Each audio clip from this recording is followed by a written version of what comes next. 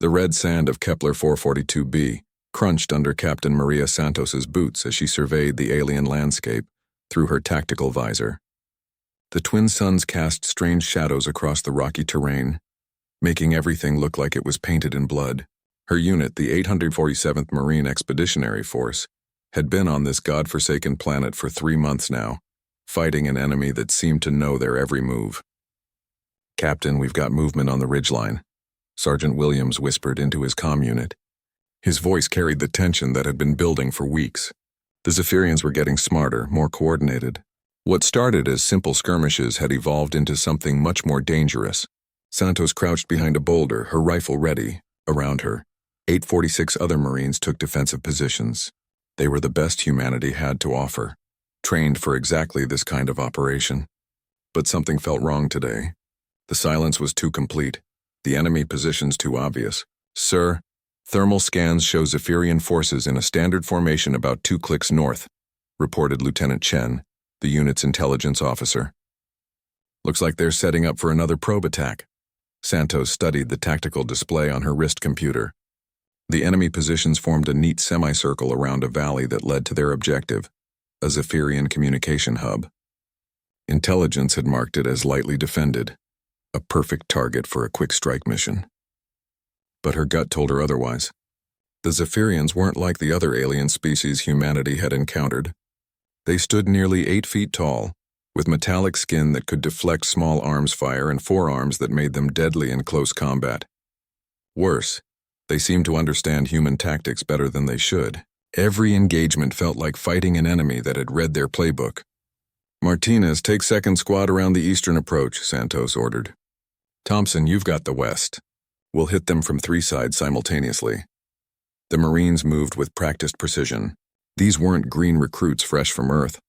Every one of them had seen combat before, had earned their place in the 847th through blood and determination. They advanced through the alien terrain like ghosts, using every piece of cover the hostile landscape provided. Santos led the central assault team down into the valley. The silence was oppressive. No bird calls, no insect sounds, nothing that indicated life. Just the whisper of wind across alien stone and the soft footfalls of advancing Marines. "Contact in 30 seconds, Chen reported from his position with the Eastern team. "I've got visual on Zephyrian positions." Santos raised her fist, signaling for her team to halt. Something was wrong. The enemy positions were too neat, too exposed. In 3 months of fighting, the Zephyrians had never made tactical mistakes this obvious. "Belay that order," she said quickly. All teams fall back to. The world exploded around them. Energy weapons fired from concealed positions on all sides. The Zephyrians hadn't been setting up defensive positions. They had been setting up a trap, and the 847th had walked right into it. "Ambush! Ambush!" Santos shouted into her comm as plasma bolts seared the air around her. "All teams defensive positions now." But there was nowhere to go. The valley that had seemed like perfect cover was actually a killing ground. Zephyrian warriors emerged from hidden bunkers built into the rock face itself. Their energy weapons lit up the red landscape with deadly light. Martinez's voice crackled over the comm, filled with static and panic. "Captain, we're pinned down.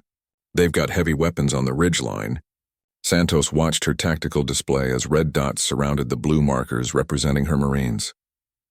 They were outnumbered at least 3 to 1, caught in the open with minimal cover. The Zephyrians had planned this perfectly. "Chen, get me a count on enemy forces," she barked while returning fire at a group of aliens advancing from the north. "At least 2,000, sir. Maybe more. They're coming from positions we didn't even know existed." Santos felt her heart sink. 2,000 Zephyrians against 847 Marines. Those weren't impossible odds, but not when they were caught in a trap like this. The aliens had somehow learned about their mission, prepared for exactly this moment. The battle raged for 2 hours. The Marines fought with everything they had, using their superior training and human stubbornness to hold positions that should have been overrun in minutes. They made the Zephyrians pay for every meter of ground. But it wasn't enough. One by one, the Marine positions fell silent, not because the soldiers were dead, but because they were running out of ammunition. The Zephyrians seemed content to wait, to let the humans exhaust their resources. "Captain," Sergeant Williams called out during a brief lull in the fighting. "We're down to our last magazines. Most squads are reporting similar status. Santos knew what came next. The Zephyrians would demand surrender, and she would have to make the hardest decision of her military career. 847 Marines depending on her. 847 of Earth's finest, trapped on an alien world with no way out. The enemy fire stopped suddenly. In the eerie silence that followed, a Zephyrian voice echoed across the valley, speaking perfect English through some kind of amplification device. "Human warriors, you have fought with honor. Surrender now, and you will be treated according to the laws of war. Continue fighting, and you will all die in this place." Santos looked around at her Marines. They were battered, exhausted, but still ready to fight. That was what made humans special. Even facing impossible odds, they never stopped fighting. But she also knew when a battle was lost. The mission was over. All that mattered now was keeping her people alive. "All units, cease fire," she said quietly into her comm. "Weapons down. We surrender." The words tasted like poison, but sometimes survival required bitter choices. As Zephyrian warriors moved in to disarm and capture her Marines, Santos could only hope that somewhere, someone knew what had happened here. The 847th Marines had been caught. Now they needed a miracle.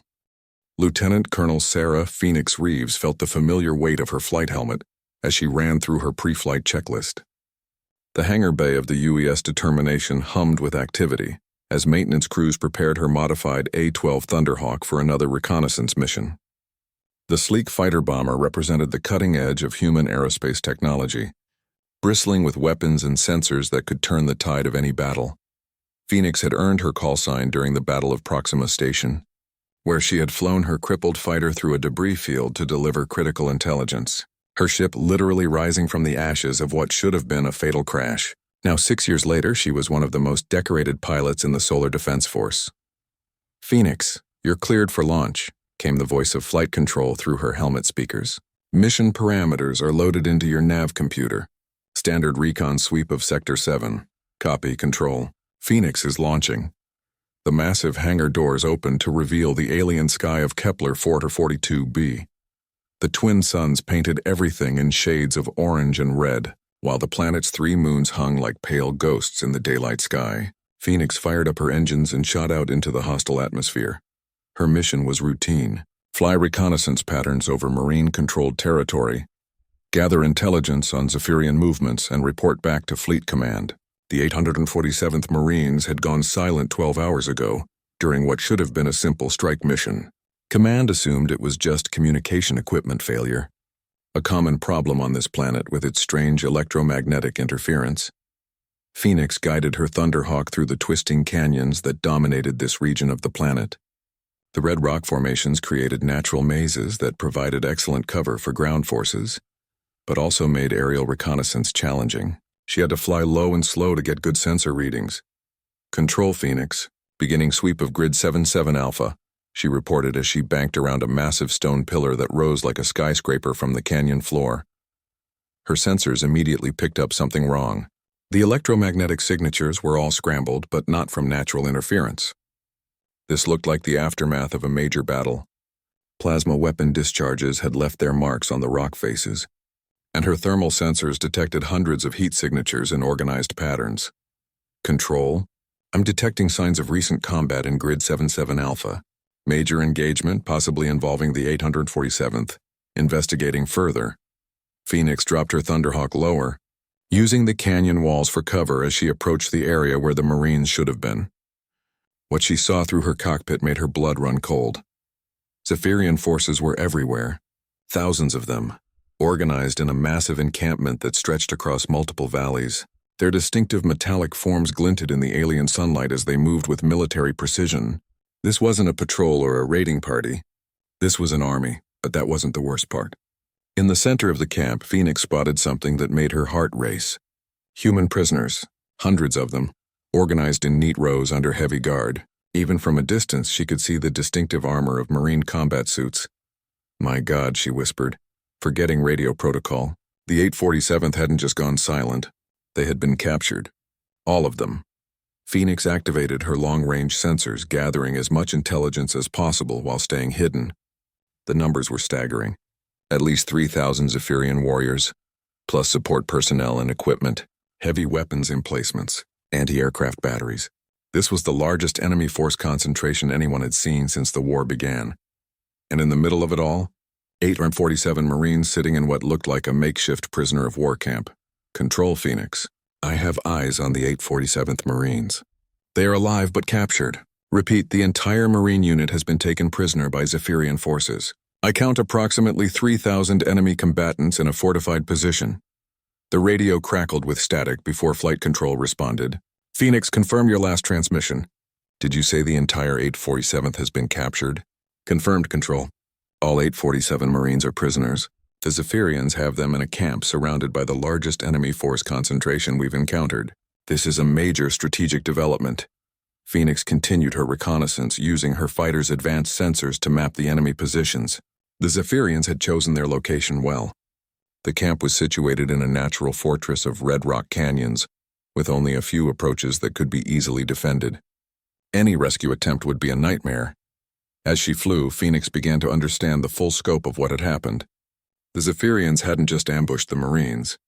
They had deliberately lured them into a trap, using the communication hub as bait.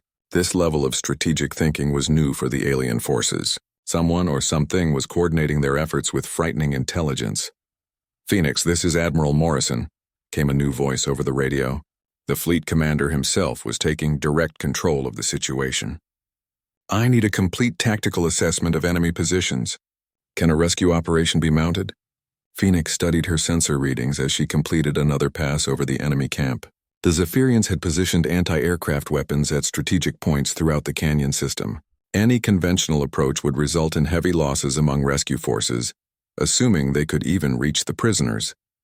Admiral, the enemy position is heavily fortified. Conventional rescue operations would face significant casualties. The approaches are limited and well defended. However, I might have an alternative solution. Phoenix had spotted something during her reconnaissance that the Zephyrians might have overlooked. The canyon system they were using for protection could also be turned against them. There was an old riverbed that cut through the rock formations, creating a natural runway that led directly into the heart of their camp.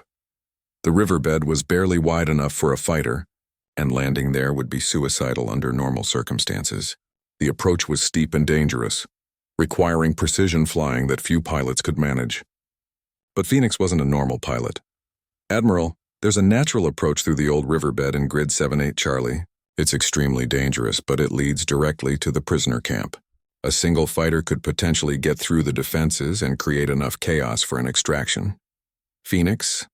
That sounds like a suicide mission. Phoenix looked down at the Marines below, trapped in alien captivity. She thought about Captain Santos and the 847 soldiers who had trusted their leadership to bring them home. In the Solar Defense Force, no one was left behind. That wasn't just a motto. It was a sacred promise. Admiral, with respect, those Marines trusted us to have their backs. They're counting on us to bring them home. I can get through those defenses and open up an extraction route. But I'll need support for the actual rescue. There was a long pause before Admiral Morrison responded. Phoenix, return to base for mission planning. We're going to get our people back. As Phoenix banked her Thunderhawk away from the enemy camp, she took one last look at the captured Marines. They looked small and vulnerable, surrounded by their alien captors, but she knew better. Those were some of the toughest fighters humanity had ever produced. They would be ready when rescue came. The question was whether she could pull off the most dangerous flying mission of her career. The approach through the riverbed would require split-second timing, perfect precision, and more luck than any pilot had a right to expect. But Phoenix had never backed down from impossible odds before. The 847th Marines were counting on her, and she wouldn't let them down. The war room aboard the UES Determination buzzed with activity as Admiral Morrison studied the holographic display of the Zephyrian camp. Phoenix stood beside him, still wearing her flight suit, her reconnaissance data painting a grim picture of the enemy positions. Around the table, the fleet's senior officers examined every detail of the alien fortification. The numbers don't lie, said Colonel Martinez, the fleet's ground forces commander. 3,000 Zephyrians in a fortified position with limited approaches. A conventional assault would require at least 2 full Marine divisions, and even then we'd take massive casualties. Phoenix stepped forward, activating a new section of the holographic display. Colonel, I believe there's another option. The riverbed approach I identified could allow a small strike. forced to penetrate directly to the prisoner camp. You're talking about flying through a canyon that's barely wider than your fighter's wingspan, responded Captain Hayes, the fleet's senior pilot. The margin for error is essentially zero. One miscalculation and you're a crater in the rock wall. I've studied the approach vectors, Phoenix replied calmly. The riverbed follows a natural curve that provides cover from most of the anti-aircraft positions. If I time it right, I can get through their defenses before they can react. Admiral Morrison leaned back in his chair, studying the tactical situation. The 847th Marines represented some of the finest soldiers in the Solar Defense Force. Losing them would be a strategic disaster, not to mention a betrayal of everything the military stood for. But throwing away more lives in a hopeless rescue attempt wouldn't honor their sacrifice. Phoenix, walk me through your plan step by step, the Admiral ordered. Phoenix activated her personal data tablet, overlaying her flight calculations on the main display. The approach requires a high-speed, low-altitude run through the riverbed. I'll need to maintain exactly 847 kilometers per hour to make the timing work. She paused at the irony of the number, then continued. At that speed, I'll have approximately 47 seconds from the canyon entrance to the prisoner camp. The Zephyrians won't be able to track me until I'm already past their outer defenses. And then what? Asked Colonel Martinez. Even if you reach the camp, you're still facing 3,000 enemy soldiers with a single fighter. Phoenix smiled grimly. That's where human engineering comes in.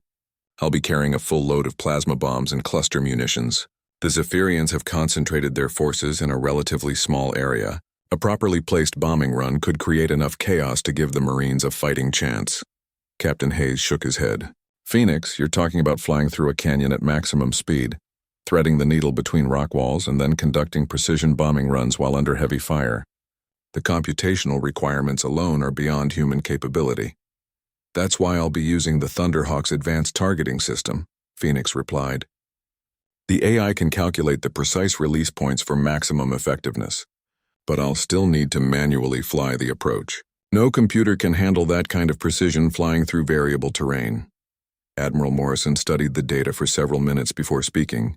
Even if your bombing run succeeds, how do we extract 847 Marines from the middle of enemy territory?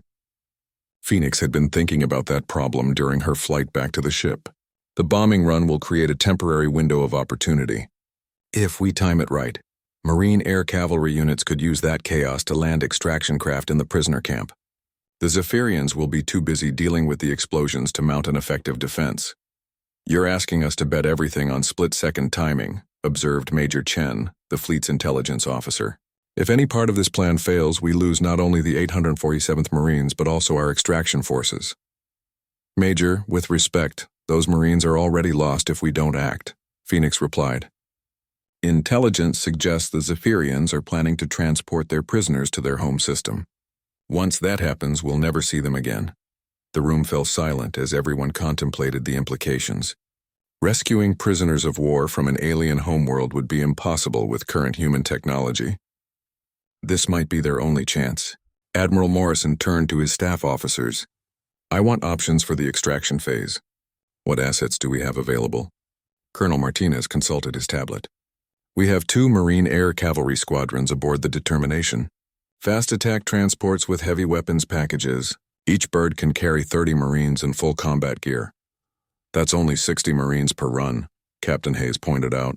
You'd need 14 trips to extract everyone. Not necessarily, Phoenix interjected.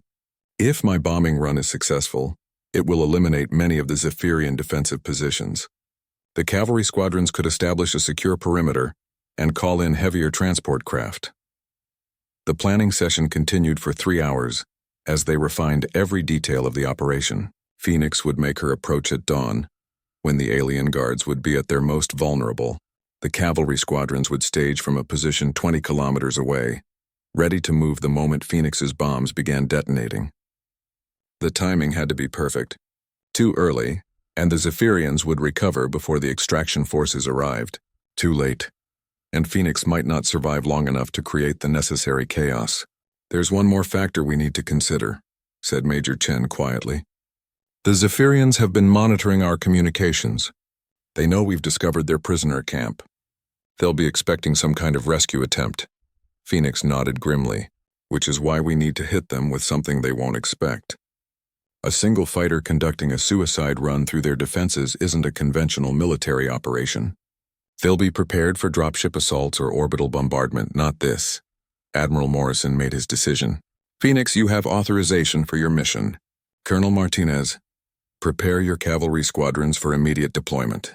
We launch at 600 hours local time. As the meeting broke up, Captain Hayes approached Phoenix. Sarah, I've been flying combat missions for 15 years and I've never seen anything as dangerous as what you're planning. Are you sure about this? Phoenix looked at the holographic display still showing the captured Marines. She thought about Captain Santos and her soldiers, trapped in alien captivity thousands of light years from home. They had trusted their leadership to bring them back and she wouldn't let them down. Hayes, those Marines didn't hesitate when they walked into that trap trying to complete their mission. They knew the risks, but they went anyway because that's what Marines do. Now it's my turn. Phoenix spent the next 4 hours preparing for the mission. She studied every detail of the canyon approach, memorizing the exact positions of rock formations and defensive installations. Her Thunderhawk was loaded with the most advanced munitions the fleet could provide, each bomb precisely calibrated for maximum effectiveness against Zephyrian positions. The maintenance crews worked through the night, fine-tuning every system on her fighter. The engines were adjusted for maximum performance, the targeting computers updated with the latest intelligence, and additional armor plating was installed around the cockpit. As Phoenix tried to catch a few hours of sleep before the mission, she thought about the 847 Marines counting on her. They didn't know rescue was coming, but they hadn't given up hope. That was what made humans special in this galaxy of alien civilizations. No matter how bad things got, humans never stopped fighting, never stopped believing that things could get better. Tomorrow she would prove that human determination could overcome any odds. The Zephyrians thought they had won a great victory by capturing the 847th Marines.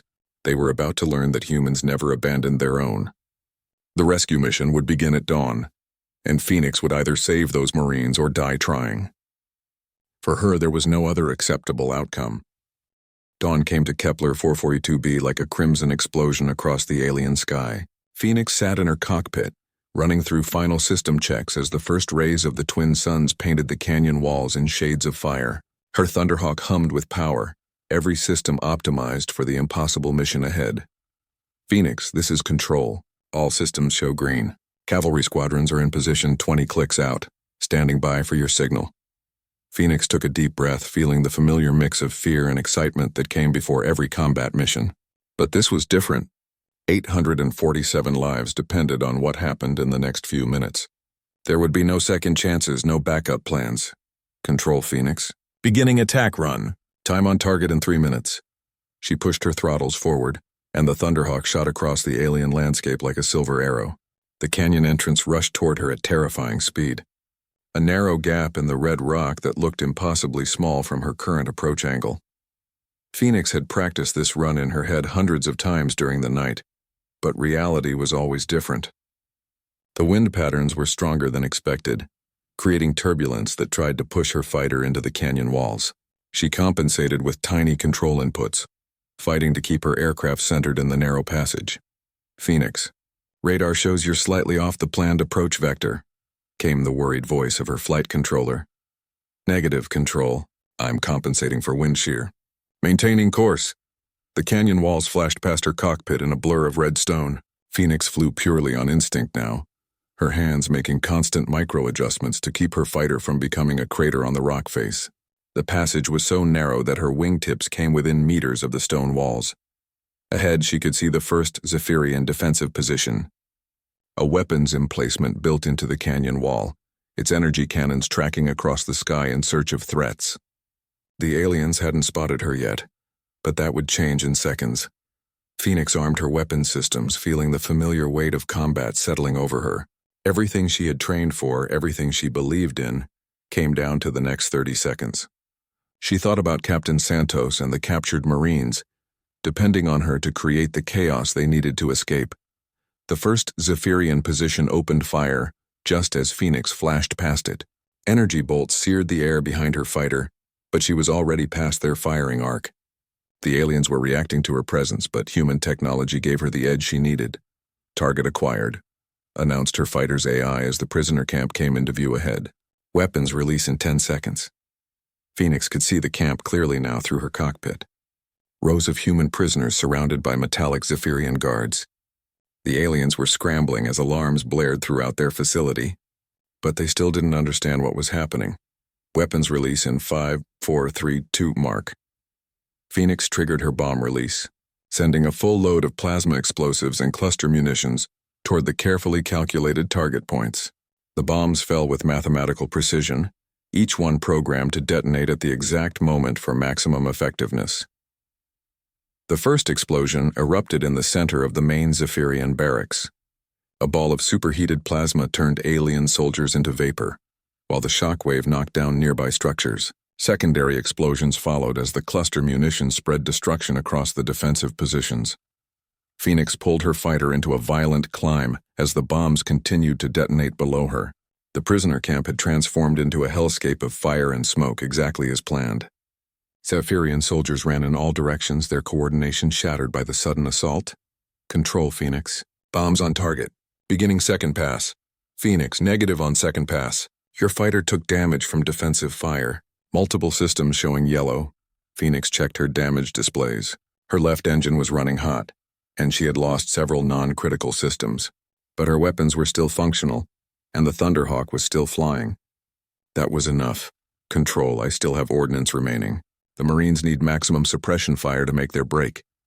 Phoenix dove back toward the burning camp, using the smoke and chaos to mask her approach. Zephyrian anti-aircraft weapons tried to track her, but the explosions had disrupted their targeting systems. She strafed the guard positions with her fighter's energy cannons, adding to the destruction. Below in the prisoner camp, Captain Santos and her Marines were already moving. The moment the first bomb exploded, they had overwhelmed their guards and begun securing weapons and equipment. Phoenix's attack had given them exactly the opportunity they needed. All Marines, this is Santos. The captain's voice crackled over the emergency frequency. Extraction is inbound. Secure the landing zone and prepare for immediate evacuation. Phoenix smiled grimly as she watched the Marines take control of their situation. Give them the smallest chance, and human soldiers would turn any situation to their advantage. The Zephyrians had thought their prisoners were helpless. They were learning otherwise. Phoenix, this is Cavalry 1, came a new voice over the radio. We have visual on your strike. Outstanding work. Beginning our approach now. 2 Marine air cavalry squadrons screamed across the alien landscape toward the burning camp. The fast attack transports were heavily armed and armored, designed specifically for high-risk extraction missions. They dove toward the prisoner camp like hunting hawks, their weapons already engaging Zephyrian positions. Phoenix pulled her damaged fighter into overwatch position, using her remaining ammunition to suppress any aliens who tried to interfere with the extraction. Her left engine was definitely failing now, warning lights flashing across her instrument panel, but she ignored them. The mission wasn't over yet. The first cavalry transport touched down in the center of the camp, its rear ramp dropping even before the skids hit the ground. Marines rushed aboard with the practiced efficiency of soldiers who had drilled this procedure hundreds of times. 30 prisoners loaded in less than 2 minutes. Cavalry 1 is loaded and departing, reported the transport pilot. Cavalry 2, you're clear for landing. The extraction proceeded with clockwork precision. Transport after transport landed in the secured zone, loaded Marines, and lifted off again. The Zephyrians tried to mount counterattacks, but Phoenix's bombing run had shattered their command structure. They couldn't coordinate an effective response. Phoenix, this is Santos, came the captain's voice over the radio. I don't know who you are, but you just saved 847 Marines. We owe you everything. Santos, just doing my job. Get your people out of there. Phoenix continued to provide air support as the last transports loaded the remaining Marines. Her fighter was barely holding together now, but she managed to keep her weapons functioning.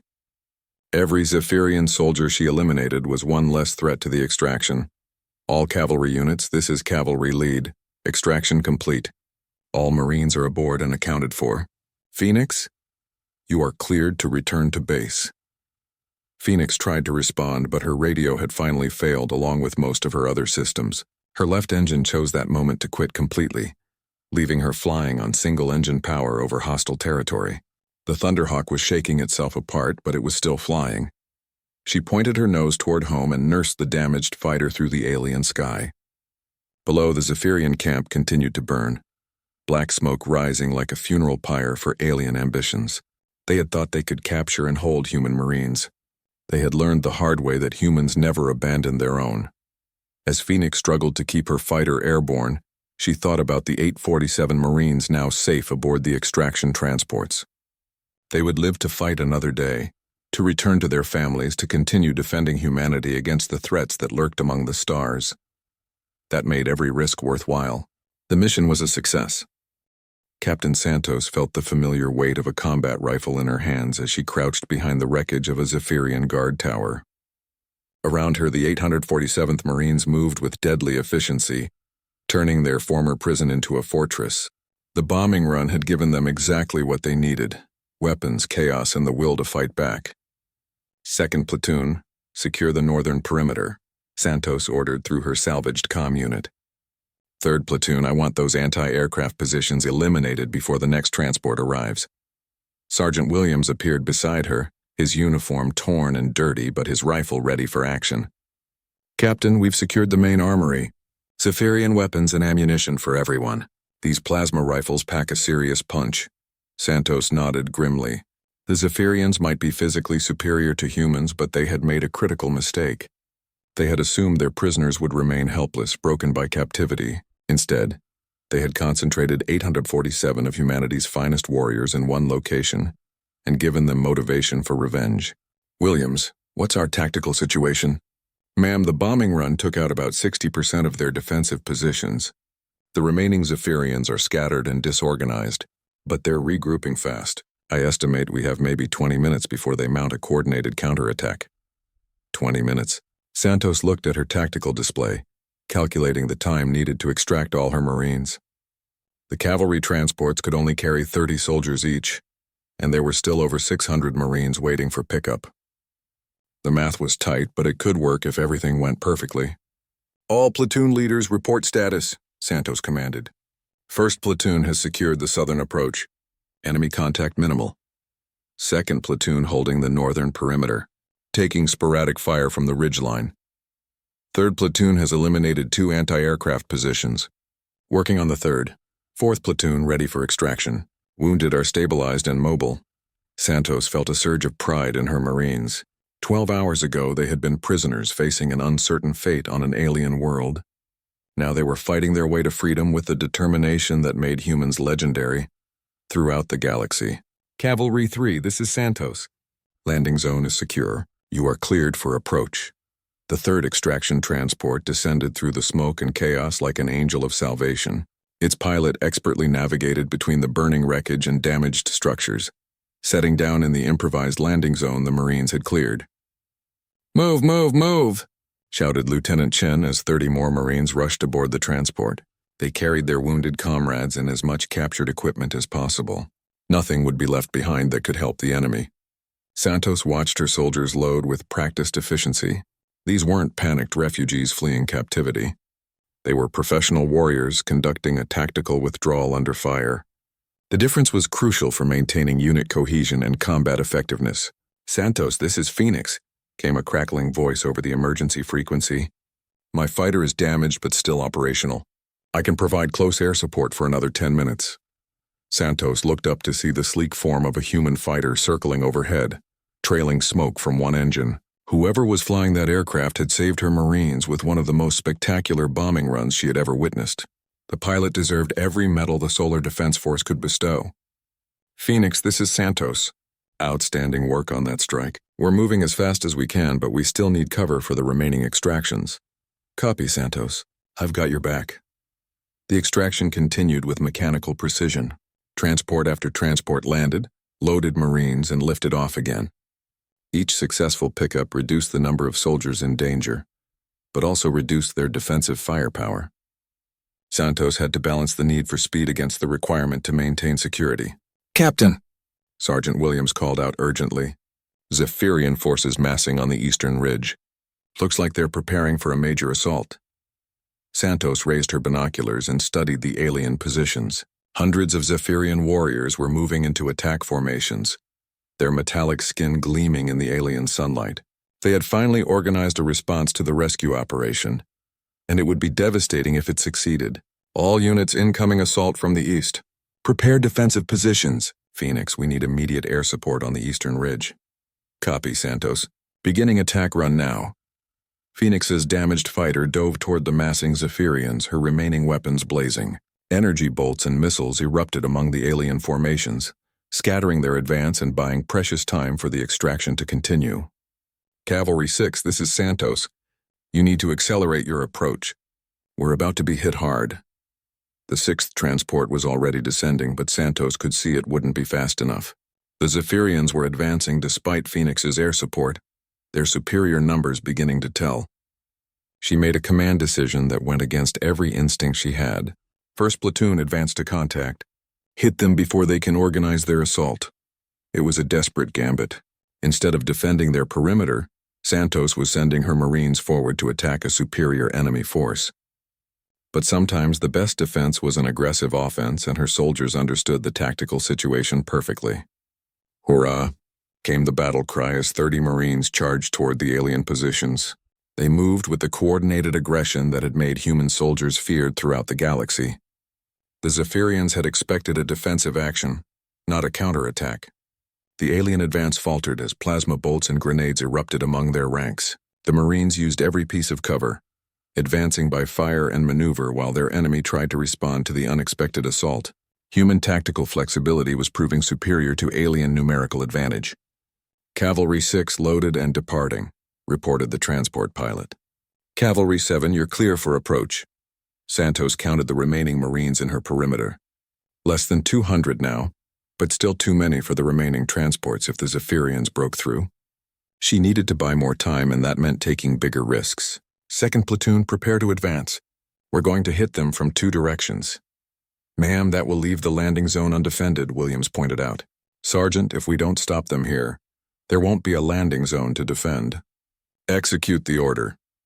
Another 30 Marines joined the assault, attacking the Zephyrian left flank while 1st Platoon hammered their center. The aliens found themselves caught between 2 aggressive human forces, their coordination breaking down under the pressure. Phoenix's fighter made another strafing run, but Santos could see the aircraft was barely holding together. Smoke poured from both engines now, and the pilot was flying on pure skill and determination. She couldn't maintain air support much longer. Cavalry 7 loaded. Cavalry 8 inbound. The extraction was almost complete, but the most dangerous phase was just beginning. With fewer Marines to hold the perimeter, each transport landing became more risky. The Zephyrians only needed to break through once to turn the rescue into a massacre. 3rd Platoon, fall back to the landing zone. Prepare final defensive positions. Santos watched her assault forces conduct a fighting withdrawal, keeping pressure on the aliens while gradually pulling back toward the extraction point. It was a textbook example of tactical flexibility, the kind of operation that required perfect trust between soldiers and their commanders. All Marines, listen up, Santos broadcast on the general frequency. We've come too far to fail now. Every one of us is going home today. Hold the line and trust your training. The final phase of the extraction began as Cavalry 8 touched down in the smoking landing zone. The remaining Marines loaded with desperate efficiency, knowing that each second delayed increased the danger for everyone still waiting. Phoenix's fighter passed overhead one more time. Both engines now completely failed. The pilot was flying a controlled glide back toward friendly territory, having given everything to support the rescue mission. Santos made a mental note to find that pilot and personally thank them for saving her Marines. Cavalry 9 final approach. All remaining personnel prepare for immediate loading. Santos was among the last Marines to board the final transport. As the ramp closed behind her, she looked back at the burning Zephyrian camp. They had walked into this place as prisoners, defeated and captured. They were leaving as victorious warriors who had turned the tables on their captors. All cavalry units, this is Cavalry Lead. Extraction complete. All 847 Marines accounted for and safe. Santos felt the transport lift off, carrying her and her soldiers away from the alien world toward the safety of the fleet. They had survived captivity, fought their way to freedom, and proved once again that humans never gave up, never surrendered, and never left their own behind. The 847th Marines were going home. The hangar bay of the UES Determination erupted in cheers as the final transport touched down. Medical teams rushed forward to treat the wounded, while ground crews secured the aircraft. But the real celebration came when the transport ramps dropped, and 847 Marines walked off the ships under their own power. Admiral Morrison stood at the edge of the landing bay, watching his soldiers return from what should have been certain death. Captain Santos was among the first to disembark, her uniform torn and dirty but her bearing still proud and military. She approached the admiral and rendered a crisp salute. "Sir, the 847th Marine Expeditionary Force reporting for duty. All personnel accounted for." Morrison returned the salute with obvious emotion. "Captain, it's good to have you back. All of you." Around them, the hangar filled with reunited comrades, medical personnel, and the controlled chaos of a successful rescue operation. But Morrison's attention was focused on a single figure being helped from a nearby medical shuttle. Lieutenant Colonel Sarah Reeves, still wearing her flight suit, was walking despite the protest of the medical team. "Phoenix," Morrison called out. "You should be in sick bay." Sarah smiled tiredly. "Admiral, I needed to see this. I needed to know they all made it home safe." Morrison studied the pilot who had made the impossible rescue possible. Her fighter had crash-landed 20 kilometers from the fleet base. A total loss, but with the pilot miraculously uninjured. She had flown a mission that would become legendary in the annals of military aviation. "Phoenix, what you did today goes beyond the call of duty. That bombing run through the canyon will be studied in flight schools for generations." Sarah looked around the hangar at the Marines she had helped rescue. "Admiral, those soldiers trusted their leadership to bring them home. I just made sure we kept that promise." Captain Santos approached them, having overheard the conversation. "Colonel Reeves, I presume. My Marines and I owe you our lives. That was the most spectacular flying I've ever witnessed." The three officers stood together in the organized chaos of the hangar, each representing a different aspect of human military excellence. Santos embodied the determination and tactical skill of the ground forces. Morrison represented the strategic thinking and leadership that coordinated complex operations. And Sarah exemplified the technical skill and personal courage that made seemingly impossible missions successful. "Santos, your Marines performed magnificently under impossible circumstances," Morrison said. "Turning your captivity into a tactical advantage showed exactly the kind of adaptability that makes human forces effective." Santos nodded. "Sir, we were just doing our job. Marines don't stay captured. We find a way to fight back no matter what the odds." The debriefing sessions began immediately. Intelligence officers needed to understand how the Zephyrians had managed to set such an effective trap, and tactical analysts wanted to study every aspect of the rescue operation. But the most important discoveries came from the equipment and intelligence the Marines had captured during their escape. "The Zephyrians aren't just learning our tactics," reported Major Chen. During the intelligence briefing, "They're being taught by someone who understands human military doctrine at a fundamental level." The trap they set for the 847th was designed specifically to counter our standard operating procedures. Admiral Morrison frowned at the implications. "Are you suggesting we have a security breach?" "No, sir, but I think we're facing an enemy that's more sophisticated than we initially believed. The Zephyrians may have allies who understand human warfare, or they may be more intelligent than our first assessments indicated." Sarah, now wearing a clean uniform and having received medical clearance, joined the briefing. "Admiral, during my reconnaissance flights I noticed something unusual about their equipment. Some of their technology appears to be beyond what we've seen before." The intelligence continued to paint a disturbing picture. The rescue of the 847th Marines had been successful, but it had also revealed that humanity faced a more dangerous enemy than previously understood. The Zephyrians were evolving, learning, becoming more effective with each engagement.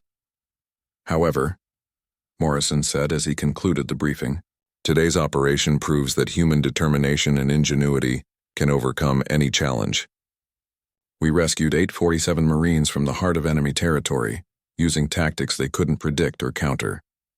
Later that evening, Morrison found Sarah in the observation deck, looking out at the alien stars of the Kepler 442 system.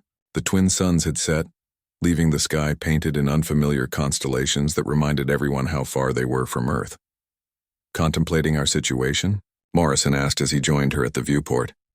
"Admiral, I keep thinking about those Marines. They never gave up hope even when everything seemed hopeless. That's what makes us human, isn't it? We keep fighting even when the odds are impossible." Morrison nodded thoughtfully. "Sarah, What you did today will be remembered as one of the greatest rescue missions in military history. But more than that, you proved something important about human nature. What's that, sir? That we never abandon our own. No matter the cost, no matter the risk, we bring our people home. The Zephyrians thought they had won a great victory by capturing the 847th. Instead, they learned that taking human prisoners just makes us more determined to fight back. The next morning brought new challenges. Intelligence reports suggested the Zephyrians were massing forces for a major offensive, probably in response to the humiliation of losing their prisoners. The war was far from over, and humanity would need every advantage to survive. But the rescue of the 847th Marines had provided something invaluable, proof that human courage and determination could overcome any obstacle. The story spread throughout the fleet, then back to Earth and the other human colonies. 847 Marines had been captured by an overwhelming enemy force, held in a fortified position, and rescued through a combination of brilliant flying, tactical excellence, and sheer human stubbornness. Captain Santos returned to duty with her Marines, their unit integrity intact and their morale higher than ever. They had been tested in the crucible of alien captivity and emerged stronger. Lieutenant Colonel Sarah Reeves received the Solar Defense Force's highest decoration for her role in the rescue, though she insisted the real heroes were the Marines who had fought their way to freedom.